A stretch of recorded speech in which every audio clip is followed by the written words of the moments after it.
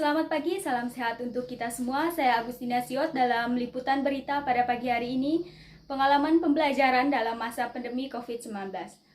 Pada masa pandemi COVID-19 ini, pembelajaran di Indonesia atau bahkan hampir di seluruh dunia mengalami gangguan.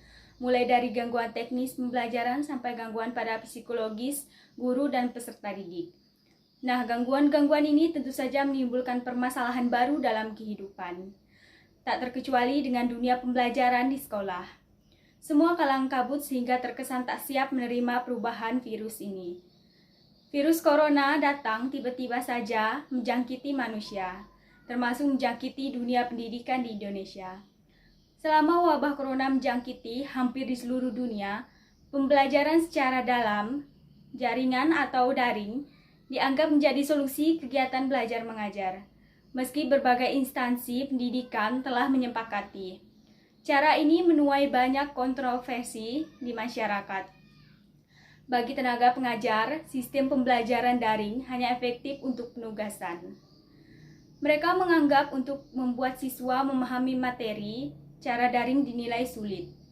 Selain itu, kemampuan teknologi dan ekonomi, setiap siswa berbeda-beda. Tidak semua siswa memiliki fasilitas yang menunjang kegiatan belajar jarak jauh ini. Koneksi lemah, alat penunjang yang tidak mampu, dan kuota internet yang mahal menjadi hambatan nyata. Ini juga berlaku bagi para pendidik atau guru yang mengemban tugas negara. Meskipun begitu, pembelajaran harus tetap berlanjut. Setiap sekolah termasuk para stafnya tak kehilangan akal untuk mencari solusi segala kekurangan di tengah mewabahnya pandemi. Para guru memiliki cara masing-masing dalam menyikapi kekurangan ini. Contohnya seperti sekolah yang saya tempati dulu mengabdi di salah satu SMK Kelingkumang. Untuk mengakhiri pembelajaran di tengah pandemi ini, kebijakan merombak jadwal mata pembelajaran diberlakukan demi menunjang kenyamanan dan kemampuan para setiap siswa harinya. Mata pembelajaran yang diberikan dalam satu hari hanya ada beberapa jenis saja. Hal ini diharapkan dapat mengurangi kejenuhan dalam belajar. Harapannya adalah agar para siswa bisa memahami materi lebih baik lagi, meskipun dalam kasus ini dapat menyita banyak kuota internet bagi siswa maupun guru. Meskipun begitu, bukan hal baru namanya jika tidak menemui banyak masalah. Contohnya pendapat yang dikemukakan oleh guru yang ada di SMK Kelingkumang, jika kegiatan pembelajaran daring ini tidak efektif, seperti kegiatan belajar mengajar secara luar jaringan atau luring, menurut mereka di dalam kelas dengan proses belajar secara tatap muka saja masih banyak yang bingung dan bertanya-tanya berulang-ulang, apalagi jika harus melalui daring.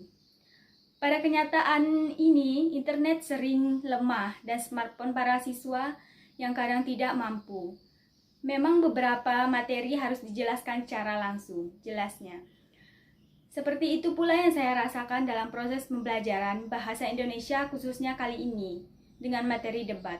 Pada materi ini idealnya para siswa saling bersemuka dan berkomunikasi dengan suara untuk melaksanakan proses debat. Hal ini tentunya membutuhkan kuota internet yang lumayan banyak, sementara tidak semua orang tua siswa adalah orang tua yang mampu. Seperti yang kita ketahui bahwa kuota internet begitu mahal. Apalagi melihat faktor ekonomi di tengah pandemi. Ini sungguh dapat membuat krisis setiap rumah, tangga, bahkan seluruh perusahaan besar. Nah, berdasarkan beberapa pengalaman mengajar secara daring selama ini, sistem pembelajaran memang efektif. Tapi menurut pendapat saya, hanya efektif untuk memberikan penugasan saja, melihat banyaknya faktor yang dialami oleh para guru maupun siswa. Selain itu juga, tugas yang diberikan kepada siswa seringkali menumpuk dan membuat para siswa dapat menjadi stres. Dari beberapa kasus yang saya sampaikan di atas, mungkin Bapak Ibu juga mengalaminya.